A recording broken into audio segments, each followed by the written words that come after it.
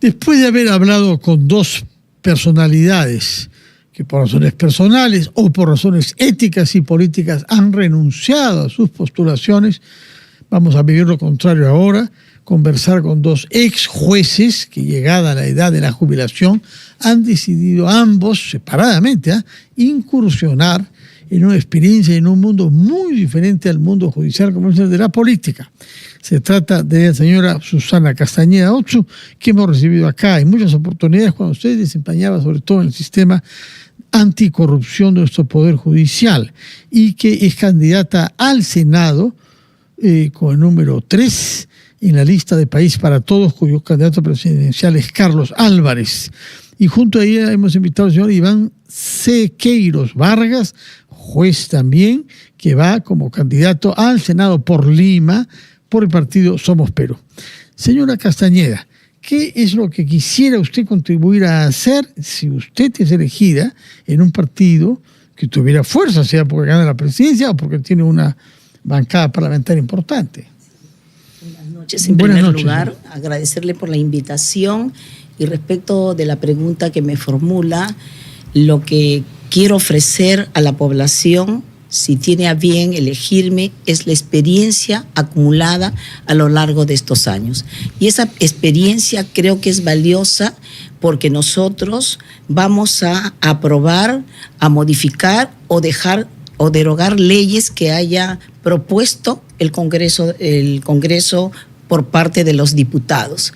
Y como saben ustedes, los jueces tenemos que interpretar las leyes y aplicarlas. Esa es una función importante y creo que en el Congreso, dentro del Senado, podemos hacer y cumplir adecuadamente esa función. Señor Sequeiros, ¿cuál es su experiencia para entrar en la política? Muchas gracias por la invitación. Complacido acá de estar con Susana y en buena hora que esté postulando. Si no estuviera postulando, yo votaría por ella. Gracias. Porque se trata, como ella bien dice, de una experiencia acumulada durante mucho tiempo que evidentemente sirve, y sirve bastante para poder evaluar el contexto normativo dentro del cual se desarrolla el Estado peruano, y esencialmente aquel contexto básico contenido en la Constitución para que funcionen bien, de manera estable, las funciones del poder estatal, legislativo, ejecutivo y judicial. Nos interesa, o me interesa, y le interesa al partido, que esto se estabilice y funcione bien. Solo de esa manera, si funciona organizadamente y funciona bien la estructura de poder del Estado, podemos pretender márgenes de desarrollo. Caso contrario, van a seguir desarrollándose las cosas de manera totalmente La señora Castañeda ha hecho referencia a la necesidad de revisar, de corregir, de derogar, no lo dijo así, pero me parecía que era el sentido que dijo, leyes que hayan sido aprobadas durante los últimos tiempos en este quinquenio, que no favorecen a la justicia, sino más bien lo contrario, a la delincuencia y la criminalidad. ¿Cuál es su sensación respecto de estas leyes? A ver, eso es necesario hacerlo porque todavía cuando estaba trabajando en la Corte Suprema hubo ocasión de aplicar algunas de esas leyes que se habían promulgado de manera bastante rápida y de manera bastante interesada. La pregunta que me hacía en algún momento es ¿qué tenía en mente el legislador que propuso estos proyectos de ley? Y cuando uno trata de entender cuál fue la motivación, nosotros en derecho a eso le llamamos elemento fundante de la norma, ¿cuál fue la motivación de estos legisladores para proponer esas normas legales que evidentemente favorecen al crimen? Uno llega a la conclusión de que probablemente estén sustentados en su condición de congresistas precisamente por fuerzas oscuras o por fuerzas interesadas en que se mantenga determinado statu quo criminal, statu quo determinado, ¿no es cierto?, que permita facilidades para que el crimen prospere y el sistema de justicia se encuentre atado de manos. ¿Comparte esa opinión? Sí. Es decir, la sensación de que hay fuerzas oscuras que prevalecen sobre la motivación servicio público del Estado. Yo considero de que se han dado leyes preocupantes que deben ser revisadas. Incluso durante la misma gestión de la señora Dina Boluarte, recuerden ustedes que se dio la ley, ¿no?, del tema de las diligencias preliminares, ¿no?, que hizo una modificación que no permitía que se dicte una detención preliminar, y eso determinó que inclusive una banda delincuencial fuera puesta a disposición de una jueza y le dio libertad, porque no tenía un mandato habilitante. Y luego, después de todos los intentos y todos los reclamos de la población, los medios de publicidad hicieron posible que el Congreso diera marcha atrás y se modificara la ley. Además, también tenemos la ley de colaboración eficaz, que para nosotros, que hemos trabajado en el área penal con Iván durante mucho tiempo, significará un retroceso, porque no es posible que se diga que va a durar de 8 más 4, 12 meses un proceso de colaboración eficaz, o de 8 más 8 si se trata de crimen organizado, si de por sí ya la ley 30.077, que es la ley contra el crimen organizado, da un plazo de 3 años. Y nosotros sabemos, por la experiencia que vivimos en los casos de los cuellos blancos del puerto, por ejemplo, que solamente una interceptación telefónica puede tomar más de 1 año y medio.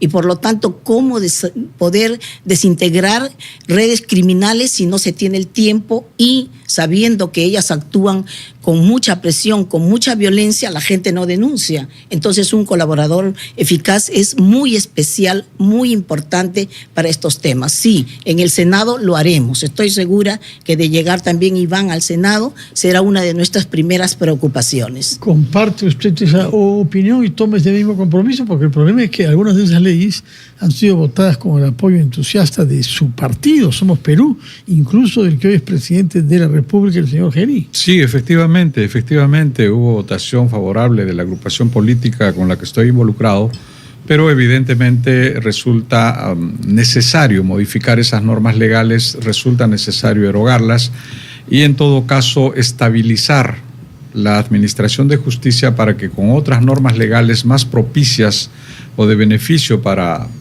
contrarrestar el crimen se puedan cambiar. No puede ser que una persona sospechosa de la comisión de un delito disfrute del patrimonio mal habido, extinción de dominio. Sí. No puede ser que una organización criminal, para ser tal, tenga tantas exigencias, tantos requisitos, que finalmente es difícil de cumplirlas. Entonces, las penas para organizaciones criminales son bastante altas. Sin embargo, cuando no llegan a ese estándar, hay que considerarlos como delincuentes comunes, y eso evidentemente los favorece.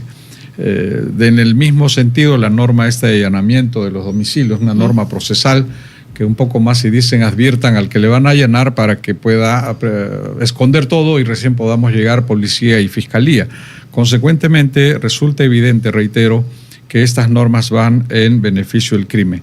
Felizmente, la Corte Suprema o el Poder Judicial está dejando de aplicar algunas de estas normas legales. Con muchas dificultades y con mucha presión de este Congreso. Hemos escuchado al señor Rospiglioso decir que hay que barrer en el Poder Judicial, ¿no? Es una barbaridad de cualquier persona que se siente estadista. No puede expresarse de esa manera el presidente de un poder estatal frente a otro poder estatal. Eso ocurre solamente en los gobiernos de facto, en los gobiernos dictatoriales, en los gobiernos excesivos, donde evidentemente existe la voluntad de arrasar no solo con el sistema de justicia, sino con toda la administración, concentrarla y evidentemente abusarla.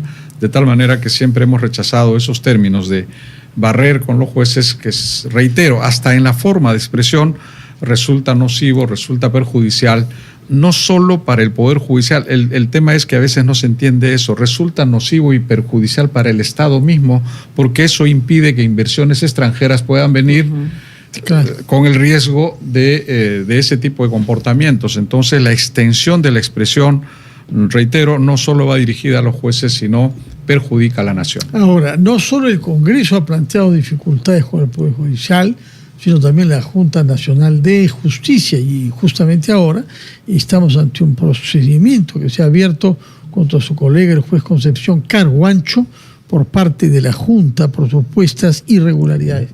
¿Qué opinión tiene usted de este procedimiento? A ver, señor Carvalho, cuando se da la reforma constitucional para dejar sin efecto el Consejo Nacional de la Magistratura y crear la Junta Nacional de Justicia, tuvo mandatos muy puntuales, entre ellos reducir la provisionalidad de los jueces y de fiscales, cosa que no ha logrado.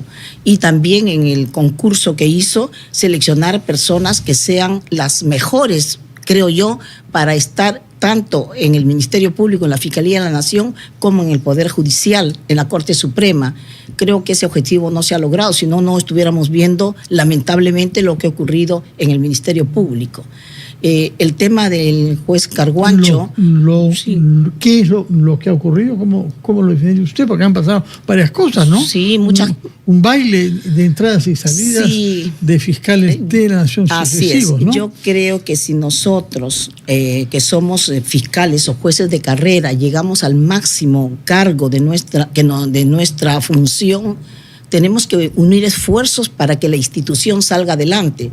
Pero si vamos a ver un espectáculo de personas que están luchando por el poder, resulta que no hace nada bien al país. Más aún, perdón, discúlpeme que diga la última parte, más aún dada el sistema acusatorio que le da un rol importantísimo al Ministerio Público y al fiscal de la Nación como aquel que formula cargos por denuncias contra los altos cargos de la Nación. Sin duda. Su opinión en general sobre su colega Carguancho es positiva.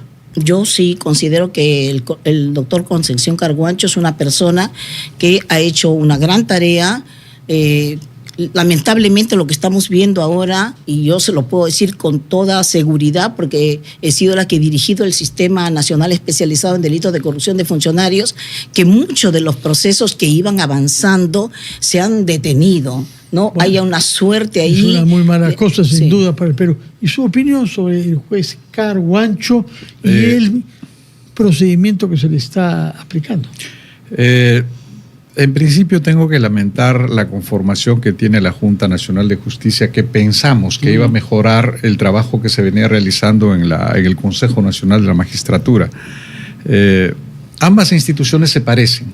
El problema son las personas que están ahí. Eso fue lo que malogró el Consejo y ahora parece que también va a ser lo mismo con la Junta. Me da la impresión que hay intereses ajenos al control de la función, ajenos al nombramiento de los jueces, ajenos a la revocatoria de los jueces, y más bien hubiera intereses políticos en la Junta que precisamente estarían originando ese tipo de investigaciones. Son investigaciones que no tenemos claridad respecto de los hechos que podrían originar esas investigaciones. Los jueces son libres de expedir resoluciones. Eso está conceptuado en su esencia de independencia del juez. A uno no se le puede investigar, a un juez no se le puede investigar por sus criterios jurisdiccionales, para eso están las instancias procesales, pero en este caso la Junta está tomando atribuciones de repente que no le competen y esto trae como consecuencia indebidos procesamientos, no solo contra el juez Carguancho, sino contra otros jueces también y fiscales, lo que nos da la tentación de pensar que esos inicios de proceso no se deben a razones jurídicas o a razones de funcionamiento idóneo del Poder Judicial, sino más bien a otras razones. Una pregunta para concluir respecto de la reforma del sistema judicial, de que se viene hablando de hace tiempo, se ha intentado en varias oportunidades en nuestra historia reciente, y el resultado ha solido ser siempre: saco a los que no me gustan para poner a mis amigos. ¿Cómo hacemos para evitar eso, señora Castañeda? Mire, el tema, justo hoy día he estado en una reunión viendo el tema de la reforma del sistema de justicia. Desde el año 2001, recuerdo que yo estoy interviniendo en estas comisiones, han pasado 24 años y seguimos en lo mismo. He visto que hoy día la presidenta del Poder Judicial ha decidido conformar una comisión de alto nivel para impulsar la reforma de la justicia. Algo parecido está ocurriendo en el Ministerio Público para el tema de la ley orgánica. Nosotros sabemos que también hay un informe de la Comisión ALBA, donde está hablando sobre la reforma integral del sistema de justicia. Que presentó su informe ya, ¿no? Y que tiene una gran cantidad de reformas constitucionales en relación al tema. Yo creo que esta situación se debe dejar al nuevo Congreso de la República para que se discuta de manera serena, evaluando todos los puntos a favor y en contra, determinando qué funciones deben ser cambiadas por parte de cada órgano. Ojalá que así pueda ser, y que ustedes como senadores, si son elegidos, contribuyan a que las cosas se hagan de esa manera y podamos confiar un poco más en las autoridades en general y las judiciales en particular. Muchas gracias por su presencia, mucho éxito en sus respectivas campañas. Recuerdo que hemos hablado con la señora Susana Castañeda, ex jueza, que postula a senadora con el partido del candidato Carlos Álvarez, País para Todos, y el ex juez Iván Sequeiros, que postula para senador también con el partido Somos Perú. Gracias por su presencia. El tiempo lamentablemente nos ha vencido. Muy buenas noches. Muy Muchísimas buenas noches. gracias. Gracias a usted. Tenemos que hablar